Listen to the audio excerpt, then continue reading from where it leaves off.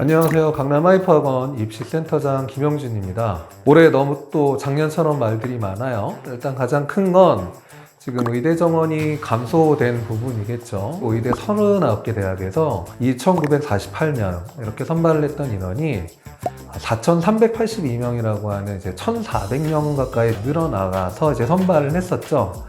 특히 이제 그 수시에서 1,809명을 모집을 했던 게 2,907명이라고 하는 거의 1,100명 가까이 되는 인원이 증가를 해서 학생들이 또 수시에도 많이 지원을 노리게 되었고, 또 그 중에서도 그 인원 가운데 약 69% 정도가 서울 수도권이 아니라 이제 비수도권 지방 학생들이 약 760명 가까이 이제 증가를 하게 됐습니다. 그리고 그 학생들의 또 대다수는 지역 인재로 선발하는 경우들이 되게 많았어요. 이제 이렇게 되다 보니까 서울 수도권에 이제 해당하는 학생들은 크게 와닿지 못했던 것들이 좀 있지만, 지방 학생들 같은 경우에는 너무 수월했던 거죠. 대학에 지원하기가. 특히 가장 높은 대학이라고 할 수 있는 의과대학을 해당 지역에 포함되어 있는 학생이라면 누구나 한 번씩 좀 도전을 해볼 수 있는 이제 그런 상황이었습니다. 이제 그렇게 되다 보니 자신의 교과 내신 성적으로 2024학년도 같았으면 합격권이 보장될 수 없다, 그런 성적이었는데 안전하게 붙을 수 있는 의대 혹은 약대들이 이제 이렇게 생기다 보니까 그럼 나는 우리 지역을 제외하고 서울로 올라가야 되겠다, 이런 마음가짐으로 상향 지원하는 경우들이 너무 많았습니다. 그렇게 돼서 오히려 서울 수도권의 밀집 현상들이 되게 컸던 게 또 작년이에요. 그런 상황들이 어떤 결과로 이어졌냐 하면, 작년에 인원 대비로 따졌을 땐 지원 인원 상당히 늘어났어요. 그렇게 된 결과 서울 수도권은 합불이 어려워진 상황이었고, 반대로 인원 자체가 증가를 한 지방 거점 국립대학교나 사립대학교들의 지역인재 전형으로 선발하는 이 대학들은 이전 연도의 결과에 비해 상당히 좀 입시 결과가 낮아진 상황으로 나타나게 됐습니다. 왜냐하면 이탈자도 이제 많이 생겼기 때문이죠.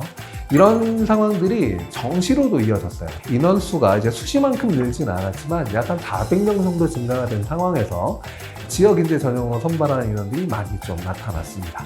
이렇게 됐을 경우에 학생들이 수시와 마찬가지로 안정적인 지원을 할 수 있는 지역인재로 원서를 넣고 다른 군들의 이제 또 약간 상향 지원을 하는, 이렇게 이제 작년은 묻지마 상향도 많았고요. 그리고 약간 좀 높이 지원을 하고자 하는 경향이 많았죠. 근데 이제 올해 이 인원이 다시금 줄었습니다. 이제 그 교육부에서 발표를 한 바에 따르면 2024학년도와 같이 3,058명, 그때 선발 인원으로 회귀를 하겠다라고 발표가 나왔는데, 물론 지역인재 전형으로 선발하는 비율을 줄이지는 않을 것이다 라고 이 이야기도 있긴 했어요.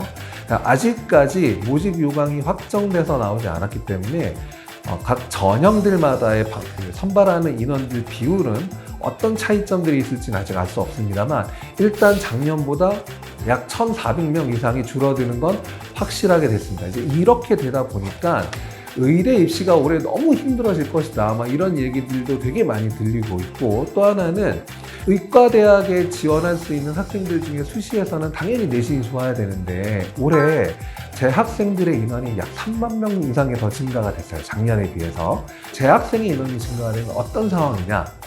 이 학생들의 내신 고득점자들의 인원수가 이제 증가를 하게 되는 거죠. 그래서 수시가 더 치열해질 것이다 때문에 작년보다 입시가 너무 어려워졌다, 이제 이런 이야기들을 많이 하고 있습니다. 또 다른 한편으로는 긍정적인 면이 있다고 저는 생각합니다. 작년에는 안정한 대학들이 많이 있었기 때문에 상향 지원이 가능했던 반면에 올해는 안정적인 학교가 현저히 줄어들기 때문에 조금 더 안전지향적으로 수시에서 지원을 할 확률이 높아요. 이 말은 다시 얘기해서 서울 수도권에 지원하는 학생들의 숫자가 확연히 줄어들 수도 있다고 생각을 합니다. 졸업생은 왜 생각을 안 하냐? 졸업생 같은 경우에는 작년엔 의대 증원이 많이 늘었기 때문에 졸업생 중에 최상위권 학생들의 유입이 많았던 거예요. 그런데 올해는 그 인원 숫자가 현저히 확 줄게 됐죠. 이제 이렇게 된 상황에선 졸업생들 중에서도 이게 확신이 없는 시험이 되는 건데 굳이 내가 이걸 한 번 더 해야 되나? 이런 인식들이 사실 지금 많습니다. 그래서 작년에 비해 유입 숫자가 현저히 떨어진다기보단 최상위권들의 유입이 많이 줄어들 것이다 라고 예상이 돼요.